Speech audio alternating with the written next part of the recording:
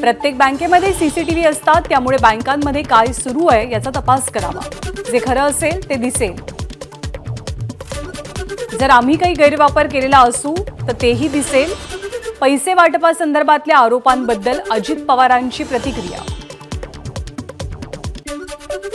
प्रत्येक पक्षाचे booth agent असतात, प्रत्येकाकडे कॅमेरा असतो। संध्याकाळी 6 वाजेपर्यंत जे लोक रांगेत असतात त्या सगळ्यांचं मत काउंट केलं जातं। मतदान टक्केवारीच्या आरोपांबद्दल अजित पवारांची प्रतिक्रिया। मोदी, अदानी, अंबानी यांच्यावरती बोलणार नाही। पंतप्रधानांवरती बोलण्याइतका आपण मोठे नाही। त्या विषयाची आपल्याकडे जास्तीची माहिती नाही, त्यामुळे उद्धव ठाकरे काय बोलले याची कल्पना नाही। अजित पवारांची सावध प्रतिक्रिया। अमित शहा महाराष्ट्राचं राजकारण चालवतात हे धादांत खोटं। आम्ही आमच्या बैठका घेतो आणि निर्णय सुद्धा आम्ही कुणाच्या दावणीला बांधील नाही। अजित पवारांचं विधान। भाजपसोबत जाण्याबद्दल चर्चा झाली हे पवारांनी कबूल केलं, हे काही कमी नाही। जर भाजपसोबत जायचंच नव्हतं तर दिल्लीला जाऊन चर्चा का केली? मग मुंबईत येऊन शिवसेनेसोबत जाण्याचा निर्णय का घेतला हे तत्कालीन नेत्यांना माहीत होतं। अजित पवारांचं वक्तव्य। बीडमध्ये आज शरद पवारांची सभा। महाविकास आघाडीचे उमेदवार बजरंग सोनावणेंच्या प्रचारासाठी संध्याकाळी 6 वाजता मोंढा मैदानात सभेचं आयोजन। लोकसभा निवडणुकीच्या पार्श्वभूमीवर 17 मेला शिवाजी पार्क मैदानावर सभा घेण्यासाठी मुंबई महानगरपालिकेकडे मनसे आणि ठाकरे गटाचा अर्ज। या अर्जांवरती अद्याप निर्णय नाही। ठाकरे गटानं बीकेसी मैदानाची चाचपणी सुरू केली असल्याची माहिती। महायुतीच्या उमेदवारांसाठी 15 मेला पंतप्रधान मोदींची मुंबईत सभा। पंतप्रधान मोदी आणि राज ठाकरे पहिल्यांदाच एकाच मंचावर येणार। मनसेचे नेते बाळा नांदगावकरांची माहिती। अतृप्त आत्मा 50 वर्ष नाही तर 56 वर्ष महाराष्ट्रामध्ये भटकतोय, पण त्याला मोदींसारखी व्यक्ती मिळाली नाही। शरद पवारांचं मोदींना उत्तर। देशाचा पंतप्रधान येतो, आमच्यावर टीका करतो, हा आमचा बहुमान। श्रीगोंद्यामधल्या सभेत शरद पवारांचं विधान। राष्ट्रवादी काँग्रेसची ताकद वाढत असतानाच पक्षाच्या नेत्यांना बदनाम करण्याचे जाणीवपूर्वक प्रयत्न झाले। आम्हाला बदनाम करण्याचं काम तत्कालीन मुख्यमंत्री पृथ्वीराज चव्हाण आणि काँग्रेसनं केलं। प्रफुल्ल पटेलांचं वक्तव्य। ठाकरे गटाच्या नेत्या खासदार प्रियंका चतुर्वेदी यांचे एकनाथ शिंदेंबाबत वादग्रस्त विधान। सिनेमाचा दाखला देत श्रीकांत शिंदे यांच्या कपाळावरती मेरा बाप गद्दार है असं लिहिल्याचं वक्तव्य। अक्षय तृतीयेला माता भगिनींना आणि सुनांना माहेरी पाठवू नका। जळगावमध्ये महायुतीच्या उमेदवार स्मिता वाघ यांचं आवाहन। महिलांचं 50% मतदान अतिशय महत्त्वाचं। वाघ यांची प्रतिक्रिया। छत्रपती संभाजीनगरमध्ये मुख्यमंत्री एकनाथ शिंदेंच्या सभेला भाडोत्री गर्दी। पैसे देऊन लोकांना आणलं गेलं। महाविकास आघाडीचे उमेदवार खैरेंचा आरोप। वैद्यकीय जामिनावरती बाहेर असलेले माजी मंत्री नवाब मलिक पुन्हा एकदा तुरुंगात जातील। भाजपचे नेते मोहित कंबोज यांनी एक्स माध्यमावरती भाकीत व्यक्त केलाय। पदवीधर आणि शिक्षक मतदारसंघाच्या निवडणुका जाहीर। मुंबई, नाशिक आणि कोकण विभागाचं मतदान 10 जूनला। उद्धव ठाकरे आज शिर्डीमध्ये शिर्डीचे उमेदवार भाऊसाहेब वागचौरे यांच्या प्रचारासाठी सभा घेणार। 15 मेला पंतप्रधान मोदींच्या नाशिक आणि कल्याणमध्ये सभा। नाशिक, भिवंडी आणि कल्याण लोकसभा मतदारसंघासाठी मोदींच्या सभा, तर मुंबईमध्ये रोड शो। आदित्य ठाकरे आज मावळ लोकसभा मतदारसंघाच्या दौऱ्यावर। मावळचे लोकसभेचे उमेदवार संजोग वाघेरे यांच्या प्रचारासाठी आदित्य ठाकरेंच्या कर्जत आणि उरणमध्ये सभा। नंदुरबारमध्ये 9 मेला होणारी प्रियंका गांधींची सभा पुढे ढकलली। आता 11 मेला गोपाल पाडवी यांच्या प्रचारार्थ प्रियंका गांधींची सभा घेतली जाईल। बारामतीला गेल्या असत्या तर त्या ठिकाणी सुनांना उभं राहण्याचा अधिकार नाही। मंत्री अनिल पाटील यांचा नाव न घेता शरद पवारांना टोला। बारामतीत जी निवडणूक झाली ती धनशक्ती विरुद्ध जनशक्ती। पुणे जिल्ह्यामध्ये 35 गुंडांना तुरुंगातनं बाहेर काढण्यात आलं आणि ते महायुतीचा प्रचार करत होते। रोहित पवारांचा अजित पवारांवरती निशाणा।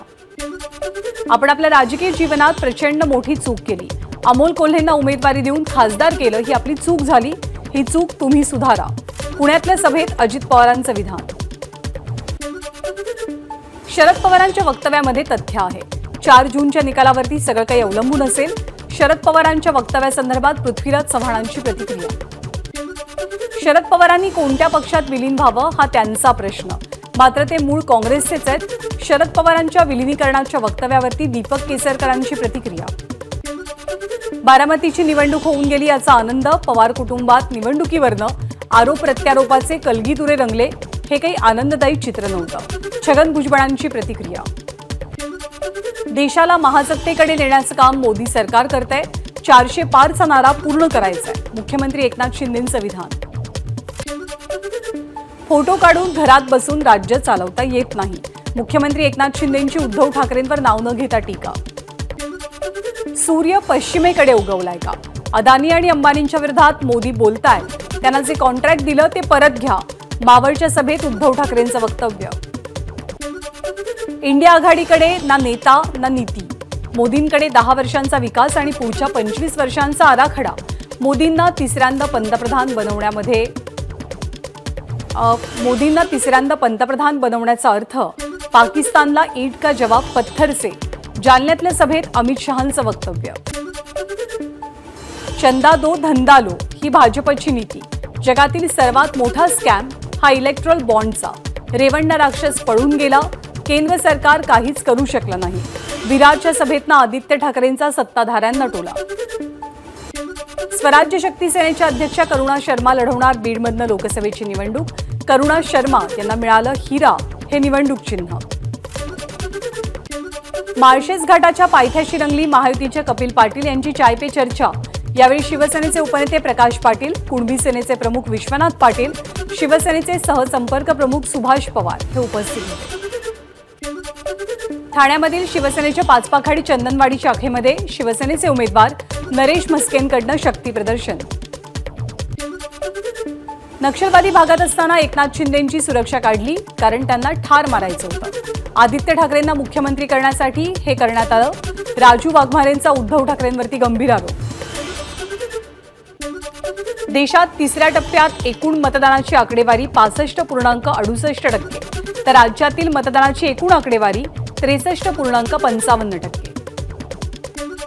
कोल्हापूर लोकसभा मतदारसंघात 71.50%, तर हातकणंगले लोकसभा मतदारसंघात 71% मतदान.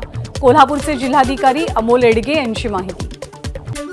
मंगळवारी पार पडलेल्या मतदान प्रक्रियेत बारामती मतदारसंघात 56.97% मतदान. गेल्या निवडणुकीच्या तुलनेमध्ये बारामतीच्या मतदानामध्ये 5%ची घट. ही 5%ची घट निर्णायक ठरण्याची शक्यता. सोलापूर लोकसभा मतदारसंघात 59.19% मतदान. 2019च्या तुलनेमध्ये मतदानाची टक्केवारी वाढली. भाजपचे राम सातपुते आणि काँग्रेसच्या प्रणिती शिंदे यांच्यात लढत. अमळनेरच्या मेळाव्यामध्ये मतदानापूर्वीच अनिल पाटलांनी लावला गुलाबराव पाटील आणि गिरीश महाजनांना विजयी गुलाल. जळगावच्या उमेदवार स्मिता वाघ यांच्या प्रचारासाठी अमळनेरमध्ये भव्य मेळावा. कल्याणमधले महायुतीचे उमेदवार श्रीकांत शिंदेंची प्रचार रॅली. या रॅलीमध्ये हजारोंच्या संख्येनं कार्यकर्ते सहभागी. भिवंडी लोकसभेमध्ये राष्ट्रवादी शरदचंद्र पवार पक्षाचे उमेदवार सुरेश म्हात्रेंची बाईक रॅली. रॅलीला नागरिकांचा प्रचंड प्रतिसाद. विरोधात गद्दार असतील तर आपल्याकडे खुद्दार. ही लोकसभेची निवडणूक म्हणजे दुसरा स्वातंत्र्य लढा. आता जाती धर्मात विष पेरलं जात आहे. नवी मुंबईतल्या ठाकरे गटाच्या प्रचार सभेतनं अभिनेते किरण मानेंचं वक्तव्य. कल्याणमध्ये श्रीकांत शिंदेंच्या मातोश्री आणि पत्नी वृषाली शिंदे यांनी दास परिवार सदस्यांची भेट घेतली. त्याचप्रमाणे दास समर्थकांसोबत अधिष्ठानचं दर्शन घेतलं. महायुतीचे उमेदवार रवींद्र वायकर यांचं बाईक रॅलीच्या माध्यमातून शक्ती प्रदर्शन. वर्सोव्यात मनसेच्या नेत्या शालिनी ठाकरे, संजय निरुपम रॅलीमध्ये सहभागी. विजय वडेट्टीवारांचं डोकं फिरलंय. पराभव दिसू लागल्यामुळे त्यांच्या मानसिकतेवरती परिणाम झालाय. अलीकडच्या काळात विजय वडेट्टीवार पाकिस्तानची भाषा बोलतात. देवेंद्र फडणवीसांची टीका. राज ठाकरेंनी मोदींना पाठिंबा दिल्याचं आदित्य आणि उद्धव ठाकरेंना दुःख. चंद्रशेखर बावनकुळेंची टीका. वरळीमधनं आदित्य ठाकरे निवडून आल्यास आपण मिशा काढू. गुणरत्न सदावर्तेंचं वक्तव्य. संजय राऊत त्यांच्या पक्षाशी एकनिष्ठ नाहीत. शालेय शिक्षण मंत्री दीपक केसरकरांची टीका.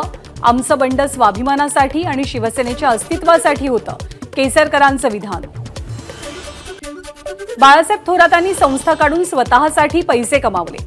बाळासाहेब थोरात जातीय पुढारी. काँग्रेसचे माजी प्रवक्ते राजू वाघमारे यांची टीका. जिथे जिथे मनोज जरांगेंच्या सभा होतील तिथे तिथे आमचे मेळावे होतील. आम्ही ओबीसी आरक्षणाचं संरक्षण करू. ओबीसी बहुजन पक्षाचे प्रकाश शेंडेंचं वक्तव्य. महाराष्ट्रामध्ये 40 ते 45 तर गोव्यातील दोन्हीच्या दोन्ही उमेदवार निवडून येतील. केंद्रीय मंत्री नारायण राणेंना ठाम विश्वास. मुलुंडमध्ये नवीन धारावी होणार नाही.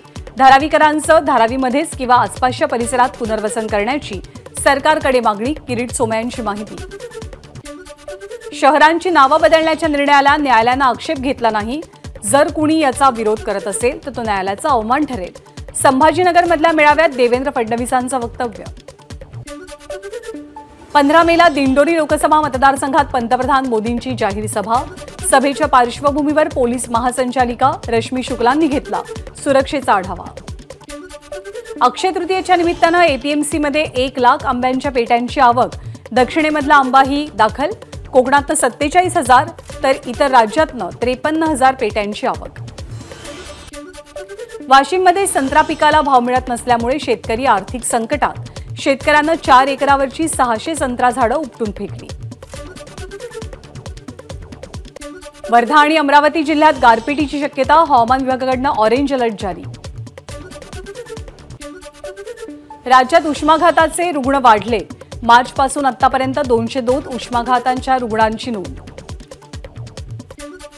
बुलढाणा शहराला पाणी पुरवठा करणाऱ्या येळगाव धरणात 17% पाणीसाठा शिल्लक. शहरातल्या नागरिकांनी पाणी जपून वापरण्याचं नगरचे मुख्याधिकारी गणेश पांडेंचं आवाहन. भंडारा जिल्ह्यात अवकाळी पावसाचा 157 गावातल्या 4,373 शेतकऱ्यांना फटका. अवकाळीमुळे भात पिकांसह पालेभाज्यांचंही मोठं नुकसान. देखभाल दुरुस्तीच्या कामासाठी मुंबई विमानतळावरची धावपट्टी आज सकाळी 11 वाजल्यापासून बंद. संध्याकाळी 5 नंतर विमानसेवा खुली होणार आहे.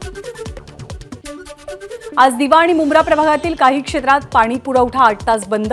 या कालावधीमध्ये जलवाहिनीची आणि काही दुरुस्तीची कामं केली जातील. मालेगाव स्फोट प्रकरणातील आरोपी लेफ्टनंट कर्नल प्रसाद पुरोहित यांचा एनआयए कोर्टात खळबळजनक दावा. कथित दहशतवादी कृत्यामध्ये सहभागी असल्याचं मान्य करण्यासाठी एटीएसचा दबाव. आरएसएस, विश्व हिंदू परिषद आणि योगी आदित्यनाथ यांच्यावर थेट आरोप करण्यासाठी दबाव असल्याची माहिती. सलमानच्या घरावरच्या गोळीबारात अटक करण्यात आलेल्या 5व्या आरोपीच्या चौकशीतनं धक्कादायक माहिती समोर. बिश्नोई टोळीच्या रडारवरती केवळ सलमान नाही तर बॉलिवूडचे इतरही अभिनेते होते. आरोपीच्या मोबाईलमध्ये इतर काही कलाकारांचे घरांचे व्हिडिओ मिळाले. एबीपी माझा, उघडा डोळे बघा नीट.